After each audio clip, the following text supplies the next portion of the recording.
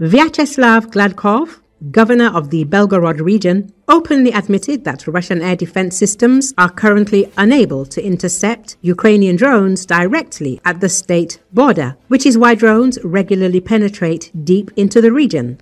Gladkov answered questions from residents specifically about why drones are crashing directly into cities when the military monitors their numbers and directions in advance. He explained the reasons, emphasizing the limitations facing the Russian military. The governor stated that air defense systems are unable to strike targets immediately near the border, allowing drones to penetrate deep into the region and cause damage before they can be neutralized. The issue is their altitude, which prevents them from being shot down immediately at the state border. When they descend, our units lock them onto their target, and then they are destroyed, Gladkov explained. Furthermore, Russian citizens asked why federal television channels were barely covering the aftermath of the attacks in the region. Gladkov responded, claiming that no one is covering anything up, adding that federal television was limiting coverage of such events solely due to the sheer volume of news coverage nationwide, and not in an attempt to conceal what was happening. Since the beginning of the full-scale Russian invasion of Ukraine, the Belgorod region has been regularly subjected to drone attacks. On August the 14th, 2025, one drone struck the governor's office. Follow-up strikes occurred on September the 10th and 17th, striking the government building. Troops were deployed to the city center, accompanied by automatic gunfire and explosions, and the temporary closure of schools and shopping malls. Despite government promises of assistance and billions of rubles allocated for resettlement from border areas, the situation in the Belgorod region remains tense. Residents continue to report drone attacks, and the governor's admission only confirmed that Russian air defense systems are failing to address the drone threat. In these circumstances, some city residents prefer to leave the city. Yevgeny Dicky, a veteran of the Russian-Ukrainian war and former company commander of the Aidar battalion, said that deep strikes into Russian territory are what Ukraine has been most adept at over the past year of war. And this is what most closely resembles a strategy, because let's be honest, our strategy on the front lines is to hold out, and that's not much of a strategy. But the methodical removal of Russian warehouses, logistics, and especially oil refining operations, that's what resembles a well-thought-out strategic line.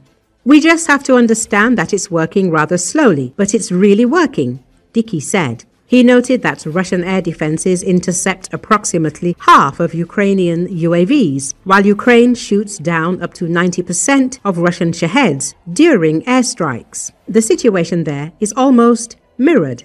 True, the Russians are nowhere near 90% interception, but the good thing is the dynamics. They're not increasing the number of drones they're intercepting. In fact, it's actually decreasing. That is, the success rate of our strikes is gradually increasing, and there's an objective reason for that. Their air defenses are really running out. It turns out they weren't that plentiful from the very beginning, when we first started operating on Russian territory, Dicky added.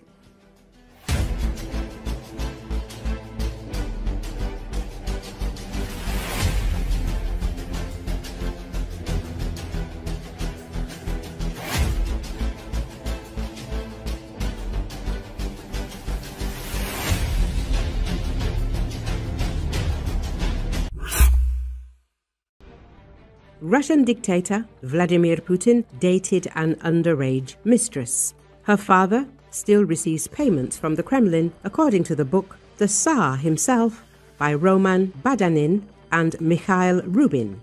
According to the authors, between 2010 and 2011, Putin, then Russia's prime minister, regularly dated Alisa Karcheva, a journalism major at Moscow State University. Karcheva was only 17 years old at the beginning of the relationship. The encounter was arranged by people associated with the Nashi movement, who used the relationship to potentially influence Putin. An erotic calendar featuring photos of female students and applicants from Moscow State University, including Pishcheva, was given to Putin for his birthday in October 2010. Later, the girl received calls from the government requesting meetings with Putin. The organizers tried to prepare Karcheva for each meeting and conveyed to her requests for Putin. But according to the book's interlocutors, the Prime Minister did not accept their advice. The affair lasted about a year. After it ended, Nashi lost influence in the Kremlin and Alisa received gifts from Putin. In 2015, an elite apartment in central Moscow and the opportunity to study at MGIMO. Since 2020, the girl's father, Vyacheslav Gladkov, has been earning a salary of approximately 100,000 rubles per month at the pro-Kremlin organization Dialogue, which is run by the calendar's creator, Vladimir Tabak. Karcheva now uses her husband's last name. Akhilgova owns a tanning salon in Moscow and continues to maintain contact with her matchmakers. According to leaked reports, in 2021, she flew to Turkey on a business jet with Russian media manager Kristina Potupchik. The Russian dictator carefully guards his personal life, but information about his illegitimate children and mistresses appears in the media. His current mistress is said to be gymnast Alina Kabayeva. Alina Kabayeva previously caused laughter online with her appearance. She traveled to Minsk, where she praised Irina Lepavskaya, head coach of the Belarusian rhythmic gymnastics team. Some then called her a Putin clone in heels due to the injection that, according to surgeon Dmitry Slosser, Kabayeva has resorted to.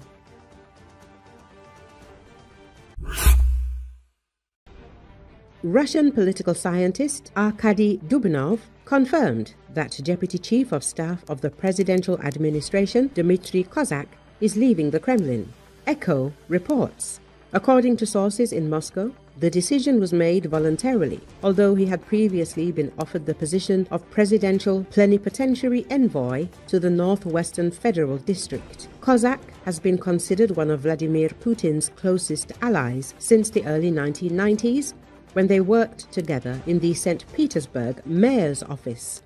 From 2008 to 2020, he served as Deputy Prime Minister, then moved to the presidential administration, where he oversaw the post-Soviet space. On February the 21st, 2022, 3 days before the full-scale invasion of Ukraine, Kozak openly opposed the military option at a meeting of the Russian Security Council.